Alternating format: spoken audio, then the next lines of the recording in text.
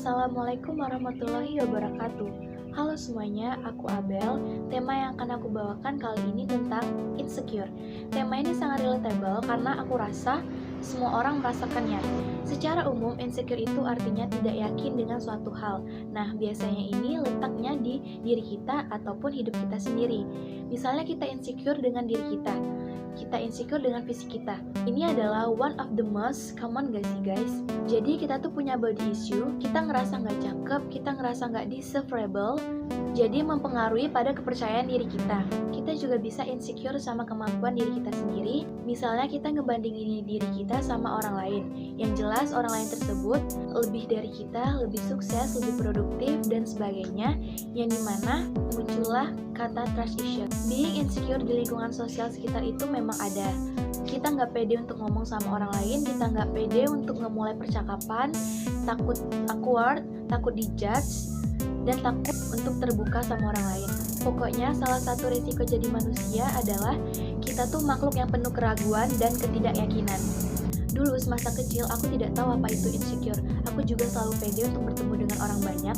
Aku juga pede untuk melakukan apapun di luar sana yang bertemu dengan banyak orang. Tetapi semenjak aku beranjak dewasa, rasa insecure ini mulai beronta-ronta dan aku pun lebih menutup diriku dan mengurung diriku di kamar, yang dimana aku merasa jelek, aku merasa gak bisa apa-apa, yang itu sangat negatif pada diri kita sendiri. Sebenarnya, kenapa sih manusia itu merasakan insecurity? Insecure itu bermacam-macam, karena alasannya bisa karena trauma di masa kecil atau kejadian yang gak enak yang terulang berulang kali. Akhirnya, manusia tersebut tumbuh untuk menginternalisasikan traumanya dan make sense, karena pasti manusia itu takut akan hal yang akan terjadi berulang kali. Ada juga karena dia dikritisi dengan orang-orang sekitarnya, misalnya orang tuanya, partnernya, atau temannya. Dia merasa dia tuh nggak diapresiasi yang cukup sama orang sekitarnya. Zaman dulu hingga sekarang aku masih sering merasakan insecure dengan muka aku, dengan kulit aku, dengan bentuk look aku masih sangat insecurekan itu.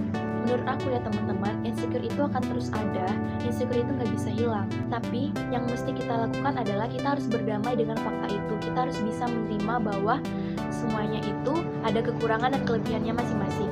You know, manusia yang ada di muka bumi ini full of insecurity. Seperti yang aku bilang di awal, manusia itu penuh dengan keraguan dan ketidakyakinan. Tapi menurut aku juga bukan berarti kita nggak bisa memberi himbauan kepada hal tersebut. At the end of the day, we need to have control of it.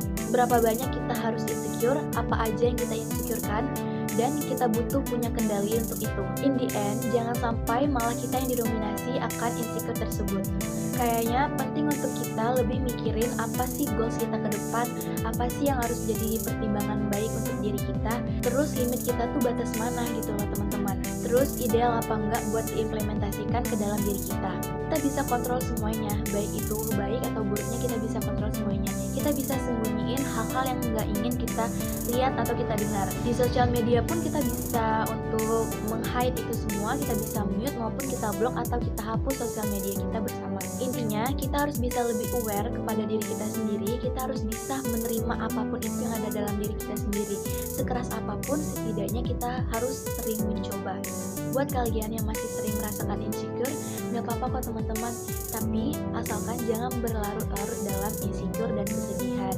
Marilah kita bangkit diri kita untuk menerima diri kita, love myself and love yourself. Itu saja yang bisa saya sampaikan tentang insecure ini. Insecure ini sangat relate pada kehidupan kita sehari-hari. Semoga kalian bisa mengambil poin-poin penting yang saya sampaikan tadi. Sekian dari saya. Wassalamualaikum warahmatullahi wabarakatuh. Thank you guys.